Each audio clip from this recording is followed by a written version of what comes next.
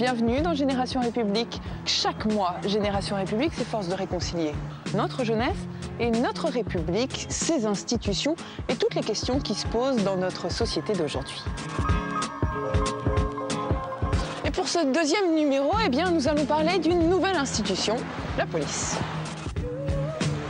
Et aujourd'hui, c'est le lycée Paul Lapie de Courbevoie qui nous accueille. Ce lycée date de 1930 et a connu quelques élèves devenus par la suite célèbres. Louis de Funès, Isabelle Adjani ou Jean-Pierre Daroussin. Et parmi les 1200 lycéens de cet établissement, eh bien, c'est une classe de terminale littéraire qui va discuter avec nous de la police, de cette institution, de son fonctionnement, son rôle, ses missions, mais aussi pour nous livrer leurs ressentis par rapport à ces policiers à la fois si proches et si lointains. Nous pourrons d'ailleurs échanger avec un ancien flic de la PJ devenu scénariste. C'est Michel Alexandre qui a coécrit L627 avec Bertrand Tavernier ou Le Cousin avec Alain Corneau. Allez, immersion.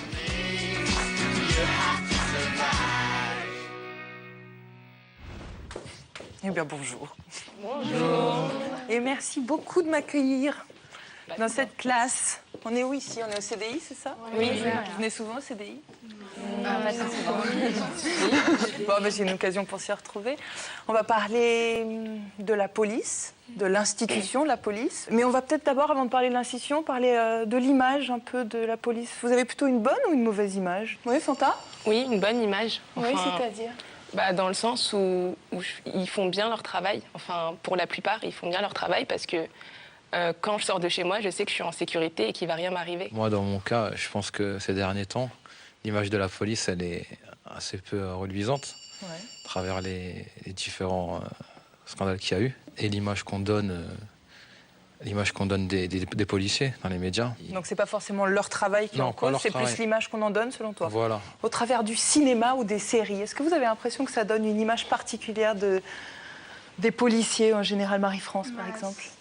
Les séries, ça donne plutôt une bonne image de la police. Parce que dans la plupart des séries américaines, on voit ils réussissent toujours à retrouver les assassins. Enfin, Horatio Caine. Je connais pas. Les experts. Ah, les experts. C'est le policier parfait. Le policier parfait. Ouais. C'est-à-dire, c'est quoi le policier parfait? Il sait gérer son équipe.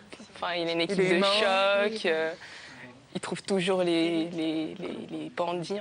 Ouais, les loupards et tout ça, il arrive à les débusquer. Enfin, il réussit tout, quoi. C'est encore mieux que Colombo. Ouais. Lui, il a une arme en plus. Il n'a pas le temps. Et la différence avec Colombo, c'est qu'il n'a pas besoin de réfléchir plus longtemps. Oui, quoi. voilà. Ouais. Ouais. Colombo, il avait besoin de dire ma femme, tout ça. Oui.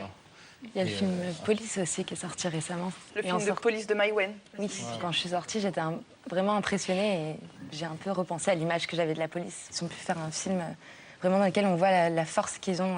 Ça, on ne le voit pas par contre dans la vraie vie. Enfin. On voit l'affiche au moment où tu parles, Clara, de police. Il y a un autre film aussi, c'est L627. C'était un film aussi qui montrait le quotidien des policiers. C'était en 1992. Et en fait, on a avec nous le scénariste de ce film, c'est Michel Alexandre. D'ailleurs, j'ai envie de vous poser une question tout de suite. Michel Alexandre, quand vous avez écrit L627, le fait de faire un film, ça permet justement d'essayer de comprendre un petit peu l'envers du décor, mieux comprendre ce que c'est que d'être policier, de montrer des films documentaires comme celui-là. Oui, mais tout à fait. C'est vrai qu'on est passé d'une dramaturgie à l'américaine avec le héros qui combat tous les méchants et qui gagne à chaque fois, en montrant d'abord que la police, c'est pas un héros, c'est souvent un groupe. Les policiers sont des fonctionnaires et malheureusement avec peu de moyens. Et avec peu de moyens, il faut avoir des résultats, à savoir il faut interpeller des malfaiteurs, des trafiquants, des braqueurs de banque, de bijouterie. Et c'est pas évident. Et je voulais montrer tout ça dans un film au jour le jour. C'est important pour vous de savoir que les policiers ont du sentiment? Oui. Oui, parce que ça veut dire qu'ils peuvent nous comprendre et qu'ils peuvent en quelque sorte compatir à ce qui peut nous arriver. Quand les policiers font un contrôle de routine, ils peuvent pas avoir de la compassion, ils savent pas, ils connaissent pas notre vie non plus.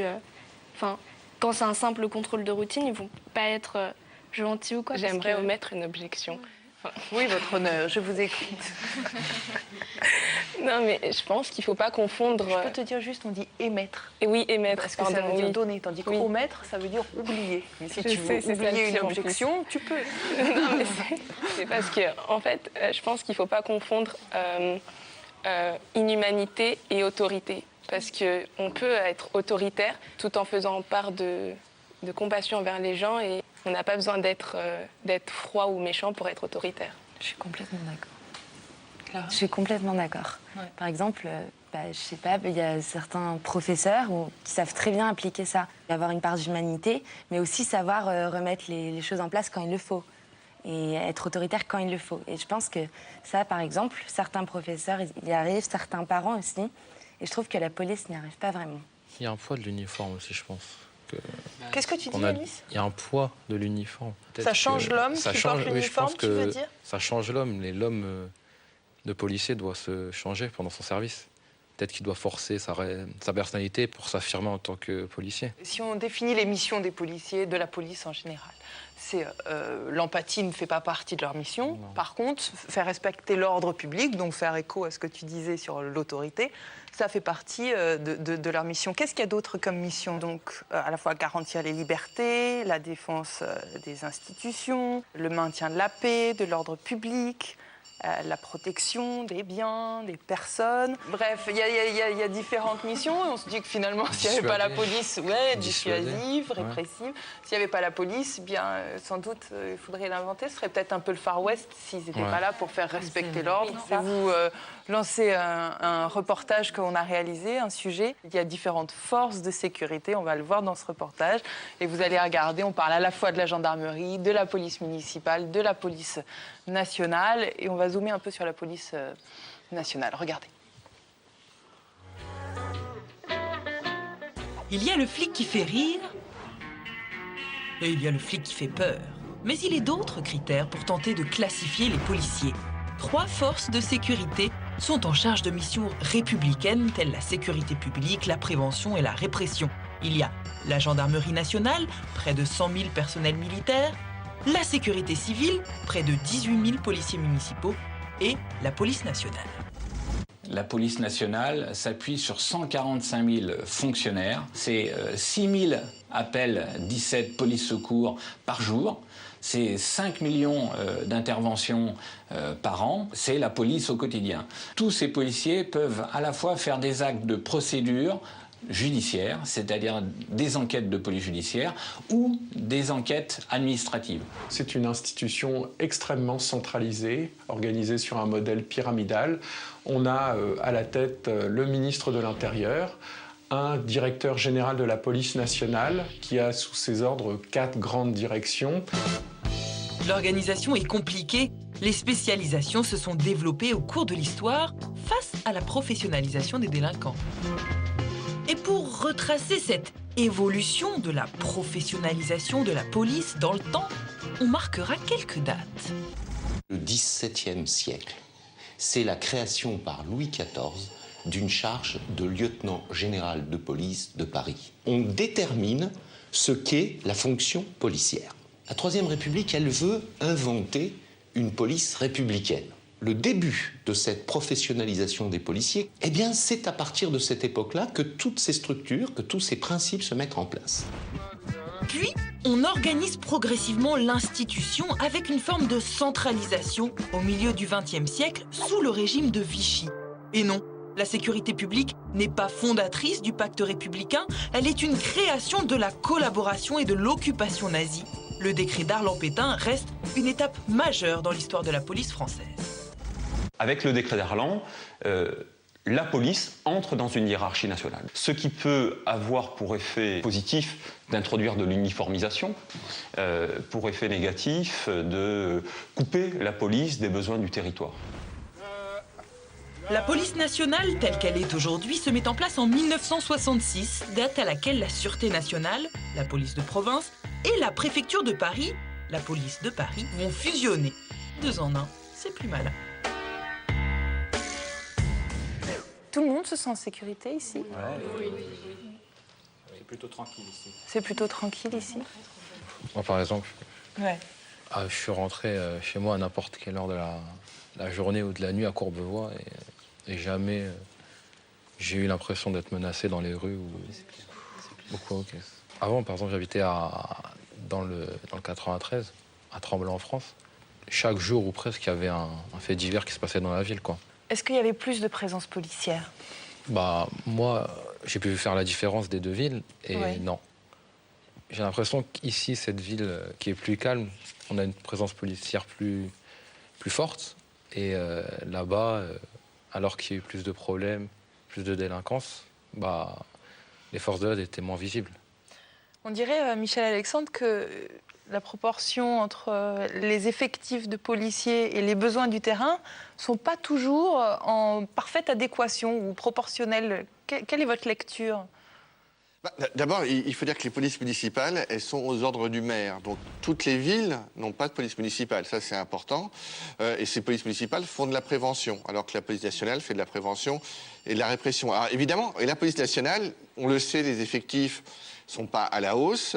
Et on a besoin de ces deux polices vont se compléter sur le terrain. Et ne jamais oublier que ces policiers en uniforme sont là pour vous protéger et, le cas échéant, en cas d'agression, pour interpeller les malfaiteurs. Voilà, ça c'est...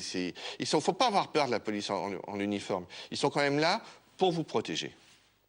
La police municipale. Parlons de la police municipale. Ah, ça c'est bien. Ça, on connaît. Ça, vous connaissez. Ah, ça, on connaît. Alors. Non, c'est vrai, on voit souvent des voitures de police municipale tourner, mais pas au bon endroit. Ouais, si tu les vois tourner, c'est que c'est à l'endroit où tu es. Bah oui, mais... C'est quoi le bon endroit? Bah, je sais pas, là où il y a des zones à risque, entre guillemets, mais personnellement, moi, je la voyais souvent à côté de mon collège. Mais enfin, au collège, il se passait rien du tout, quoi. Donc, il y a souvent des voitures qui passent, mais c'est les endroits où il se passe jamais rien, il n'y a jamais personne dehors, devant. Mais quand tu vois, il y a quelque chose qui m'intéresse. Quand tu vois passer une voiture de police, qui patrouille, qui zone, qui essaye de voir si tout se passe bien, qu'est-ce que tu ressens? Est-ce que tu te sens du coup en sécurité parce qu'il y a une voiture de police qui passe? Ou est-ce que tu as l'impression que du coup, tu fais attention à ce que tu fais de peur d'avoir fait une bêtise? Non, pas spécialement, parce que personnellement, j'ai rien à me reprocher. Donc, en l'occurrence, il y a une voiture de police qui passe. Bon, ils passent et voilà, ils font leur patrouille. Moi, en l'occurrence, je suis citoyen lambda, je passe. Bon, bah voilà. Indifférent. Et toi, Cassandra, qu'est-ce que tu penses quand tu vois passer une voiture de police? Pourquoi ça vous fait rire? Rien. Non, je suis pas très rassurée, en fait. Non? Non. Pourquoi? Bah, s'il se trouvait que j'ai quelque chose sur moi ou... T'as l'impression que la police, elle peut être là pour te protéger aussi ou finalement pour te fliquer, toi? Plus pour me fliquer. C'est de leur fait ou c'est du tien? C'est du mien. Parce qu'on n'a pas à avoir certaines choses ou quoi que ce soit, mais d'un autre côté, ils sont dans leurs droits. Et malgré ça, tu as l'impression que c'est important qu'il y ait une présence policière? Oui, quand même. Pourquoi? Bah, par exemple, je me suis fait voler mon scooter il y a 2 jours. Et pour moi, c'est important qu'il y ait une présence policière. Enfin, voilà, ça n'a pas empêché qu'on te le vole, quoi. Non, mais j'ai pu aller porter plainte et si jamais ils le retrouvent, voilà, tant mieux pour moi. Je voudrais maintenant, si vous voulez bien, que vous regardiez attentivement le deuxième reportage de ce programme où on va parler de différentes politiques dictées par les ministères de l'Intérieur. Dans les régimes démocratiques, la police a été mise en place pour protéger les institutions des citoyens des citoyens et les citoyens des institutions aussi d'ailleurs. Mais comment à la fois contrôler les gens tout en répondant à leurs attentes? Un ministre de l'Intérieur hésite toujours à dire qu'il veut construire une police humaine, de contact avec le citoyen. Il a toujours tendance à vouloir défendre une police avec une image autoritaire et répressive. Or, on sait très bien que même pour faire de la répression, il faut une police proche des citoyens. Il est clair qu'avec le ministre de l'Intérieur actuel, on est toujours dans la même image d'un ministre de l'Intérieur qui veut montrer qu'il est le chef. Les années 70 et la crise pétrolière ont donné un sentiment de fragilité, donc d'insécurité. Et depuis, le débat sur l'idéologie sécuritaire est toujours le même. Plus de répression, une police plus sévère ou plus d'échanges entre police et citoyens? L'idée de police de proximité, comme l'idée de police communautaire au Québec, comme l'idée de police de voisinage en Angleterre, c'est l'idée selon laquelle la police professionnelle est une police qui a pu se couper de la population. Et depuis les années 80, la police a beau évoluer avec son temps et sa société, elle est aussi modelée par le pouvoir et la politique. Donc si on caricature un peu, on reste dans cette même dualité, police préventive ou police répressive. Il y a tout de même une rupture en 2002. La sécurité se place au cœur des débats de la présidentielle. Il y a eu les attentats du 11 septembre qui ont ravivé la crainte du terrorisme. Il y a eu le nombre de crimes et de délits enregistrés qui ont passé la barre des 4 millions sur l'année. Et en interne, sont apparus moult dysfonctionnements. Sarkozy est nommé ministre de l'Intérieur. On a un changement de la direction politique générale. Ce qui est privilégié, c'est la police d'interpellation. Il faut faire des affaires, il faut que la police interpelle, il faut que la police augmente son taux d'élucidation. On mise alors moins sur la polyvalence universelle de chacun des fonctionnaires de police que sur la complémentarité des équipes et des unités. Désormais, la posture du policier est différente. C'est une présence plus dissuasive des actes de délinquance. Qu'est-ce que vous avez retenu? Que le montage était très bien fait. Beau montage, merci beaucoup. Michel Alexandre, vous dites vous aussi qu'il y a un avant et un après 2002? Non, personnellement, je dis pas ça, parce qu'en fait, il y a des effets d'annonce des ministres, quels qu'ils soient, de droite ou de gauche, en disant on va être plus dur, on va être plus répressif. Mais en fait, je vais vous dire, tant que le nombre de places en prison ne bougera pas, on va pas être plus répressif, parce que pour être répressif, il faut vraiment sanctionner, mettre en prison, et c'est pas le cas. Vous êtes d'accord avec ce que dit Michel Alexandre quand on voit les différents ministres de l'Intérieur sur les orientations de politique qu'il doit y avoir, il faut être plus répressif, est-ce qu'on ressent au quotidien, est-ce que vous voyez des différences au fur et à mesure, des visages, des hommes politiques qui changent? Je sais pas, pour 2002, j'étais encore, je sais pas, je devais avoir... J'avais 8 ans, donc bon, pour savoir ce que les politiciens disaient sur la police, franchement, je m'intéressais pas trop. Par exemple, quand on voit ce que Manuel Valls a fait avec la BAC de Marseille, je trouve que quand même, il y a des liens. On n'en parle pas beaucoup, mais il peut y en avoir quand même. Le lien que tu exprimes, c'est quoi? Qu'ils soient allés sur le terrain? Voilà, parce qu'on voit qu'il en parle, mais il voit aussi ce qui se passe vraiment. Parce que des fois, on a l'impression que les politiciens parlent, mais qu'ils ne savent pas vraiment ce qui se passe sur place. Michel Alexandre. Oui, ils se déplacent sur le terrain. Mais bon, je dirais que sur le terrain, on a les préfets, on a les commissaires de police, on remonte l'information. Tout ce que peut être dit par un homme politique, quel qu'il soit, là je ne fais pas de politique, à droite ou à gauche, ça pourrait être dit depuis les ministères. Les flics se foutent de la politique, ils font leur boulot, et ça, il faut vraiment le dire. Ils sont là pour vous protéger, et non pas pour faire de la politique. En même temps, ils suivent les directives quand même d'une sorte de hiérarchie, si je comprends bien. Par exemple, on revient à 2002, sous Nicolas Sarkozy, ministre de l'Intérieur, il y a eu quand même, si je ne me trompe pas, 17 lois sécuritaires pendant son mandat. Donc on est quand même dans une orientation et sur le terrain, forcément, les policiers doivent suivre. Alors oui, ça, ce sont les politiques qui font les lois, donc ils peuvent faire autant de lois qu'ils veulent. Si derrière, les policiers ne sont pas assez nombreux ou n'ont pas le temps d'appliquer ces lois, ça ne change pas grand-chose. Oui, enfin, Hugo. Je sais pas, quand même, si on compare, par exemple, une politique par exemple, plus d'extrême droite, je pense que oui, ça aura par exemple une grosse influence sur les actions et les nouvelles lois, enfin, tout ce que les policiers devront appliquer, etc. C'est une orientation, selon toi? Oui, parce que l'idée qui prédomine dans la majorité, bah, forcément, on demandera aux policiers d'appliquer ces nouvelles je sais pas, réformes, lois. La volonté de la politique actuelle, c'est qu'il y ait soit un récépissé, soit qu'il y ait un matricule sur l'uniforme du policier. C'est-à-dire que finalement, le policier qui fait son contrôle d'identité est aussi reconnaissable en tant qu'individu. Qu'est-ce que ça t'évoque, le fait de savoir à qui tu as affaire? Par rapport aux policiers? Ouais. Bah, on n'a pas... Enfin, ça change rien. Peut-être quelque chose d'un peu plus égalitaire, non? Ça t'évoque rien? Si. Marie?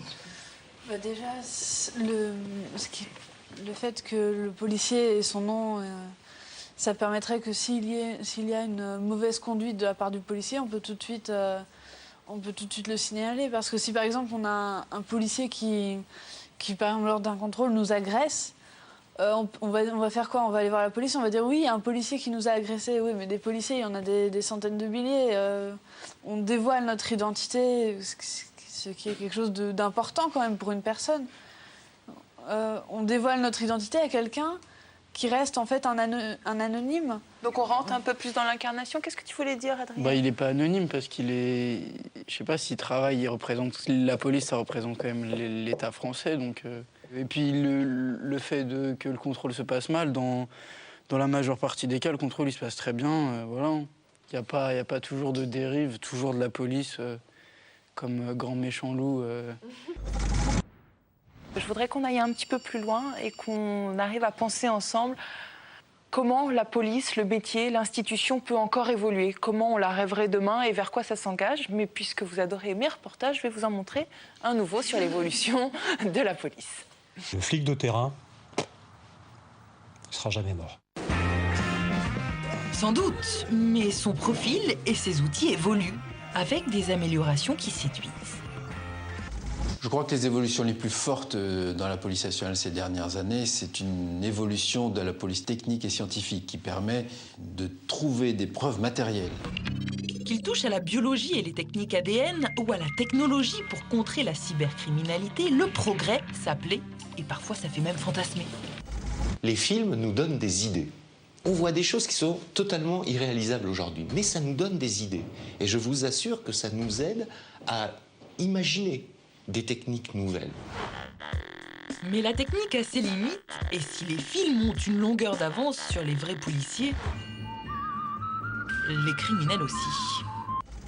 D'autres évolutions font peur depuis 30 ans. La vidéosurveillance, danger ou meilleur espoir pour la démocratie? Et oui, culturellement, les Français sont amoureux de liberté plus que de sécurité. Un fichier, c'est un risque. Voilà. Et donc, quand on a un risque, on crée l'équilibre entre le risque et l'intérêt de la chose. Vous avez intérêt à ce que votre agresseur, l'agresseur de vos enfants, de votre grand-mère, etc., soit retrouvé. C'est un débat assez simple. Vous souhaitez que la police fasse son travail. En même temps, comme citoyen, vous n'avez pas envie d'être suivi et contrôlé partout, tout le temps. L'idée, en général, c'est créer un dispositif qui soit suffisamment équilibré, intrusif mais pas trop. Et les Français sont-ils amoureux d'égalité plus que de sécurité? Là encore, les deux valeurs sont renvoyées dos à dos quand on parle de l'évolution vers une pluralisation des polices et la multiplication des sociétés privées. Vous avez en gros un policier privé pour 2 policiers publics. Et que ce soit dans les centres commerciaux, les cinémas, les gares ou les lotissements, certains espaces privés doivent être sécurisés. Tous les segments de la population ne peuvent pas avoir accès à cette sécurité privée. Alors là où on n'aura pas cette possibilité de se payer des vigiles, vers quoi on basculera? Entre volonté de liberté, d'égalité et sentiment d'insécurité, eh bien la sécurité se ferait son chemin et reste néanmoins un sujet bien populaire, avec de beaux jours devant elle. Qu'est-ce que ça vous évoque? Est-ce que vous avez l'impression qu'on va vers une perte de liberté, d'égalité? On a beaucoup parlé, par exemple, de la biométrie. Oui. Donc, je pense que ça fait peur à des gens, quand on voit en Amérique, d'être fliqués tout le temps, d'avoir un casier, de savoir la couleur de nos yeux, par exemple, notre empreinte digitale. Je pense que ça fait très peur aux gens. Ils vont avoir l'impression d'être toujours contrôlés en permanence. Le fait d'être censé, c'est plutôt bien. Parce que comme ça, on nous connaît déjà. Ils savent à qui on a affaire. Et donc, comme ça, quand on a un casier, on est tout de suite repéré. Alors qu'avant, un criminel, il pouvait rester des années sans être retrouvé parce qu'on n'avait rien sur lui. Parce qu'auparavant, il n'avait rien fait, par exemple. Alors que là, on aura déjà tout sur la personne. Donc, toutes ces données technologiques, vous, c'est quelque chose que vous intégrez, vous trouvez plutôt normal, vous ne voyez pas forcément le danger? Mais nous, on a vécu Morgane. avec. Oui, c'est ça, Marie. Vous avez vécu avec, c'est ça? Vous êtes née avec. Nos parents, nos grands-parents, ils n'ont pas connu ce système. Ils ont été vraiment au balbutiement de l'informatique. Dès notre enfance, en fait, on a commencé avec la technologie. On a évolué en même temps qu'elle. Et c'est vrai que maintenant, quand on voit certains réseaux sociaux, on s'affiche nous-mêmes. Voilà, on a moins de... Vous créez vous-même vos fichiers, quoi. Et vous voyez pas le danger. On est moins choqués par le fait qu'on puisse nous ficher, étant donné que dans un certain sens, on se fiche déjà nous-mêmes. Et donc, du coup, par exemple, il y a un autre sujet, la vidéoprotection, la vidéosurveillance. Vous trouvez que c'est quelque chose... Mais on est déjà pisté avec les portables, déjà. Ouais. On peut nous retrouver facilement, donc traçabilité des portables. Ouais. Et puis les villes les plus sécurisées, c'est quand même les villes qui ont des caméras des vidéos de surveillance partout. On prend l'exemple de Monaco, c'est tranquille, on n'a pas peur de se promener parce que c'est vraiment... Non, moi je suis pas d'accord. Même à Londres, il y a des vidéos partout. Ce qu'on dit souvent, c'est que oui, tu peux te faire voler quelque chose, mais tu ne te feras pas agresser. Alors qu'en France, on a plus peur de l'agression. Il y aura des pickpockets, mais tu te feras agresser. Et tu n'auras pas de preuve de ça. Mais c'est une atteinte à la vie privée, une vidéo. Et ça dépend, on te demande pas d'être filmé chez toi. Dans la rue, encore, ça passe. Tu te balades, t'as pas envie que... Enfin, non, moi je suis pas d'accord avec ça. Toi, t'es pas d'accord avec quoi, Mathilde? Avec les caméras dans la rue. Je suis pas d'accord. La vidéosurveillance, c'est quelque chose qui t'oppresse? Ouais. Moi, je pense que la vidéosurveillance, ça a du bon.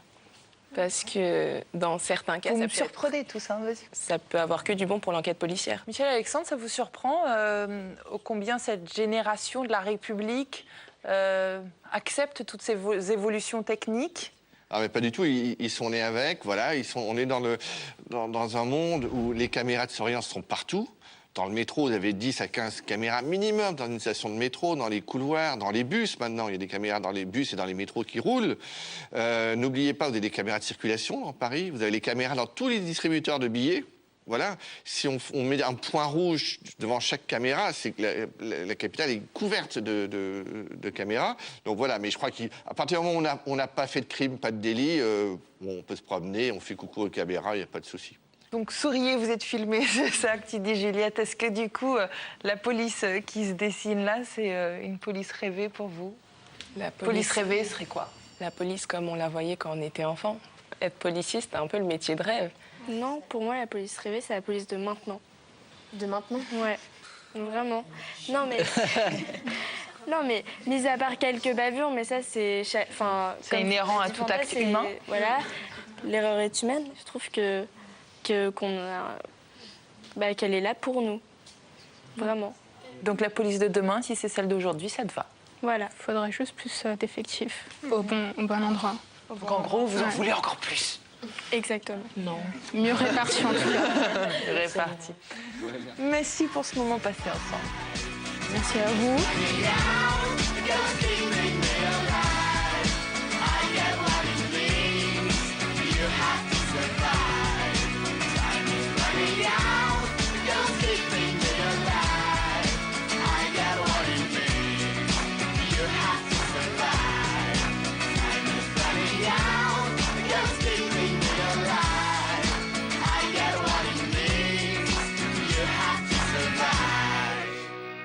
Ça a été vraiment intéressant de débattre déjà entre nous parce qu'on n'en parle pas tout le temps. Le sujet, bon, on s'en est bien tiré, je pense. Voilà.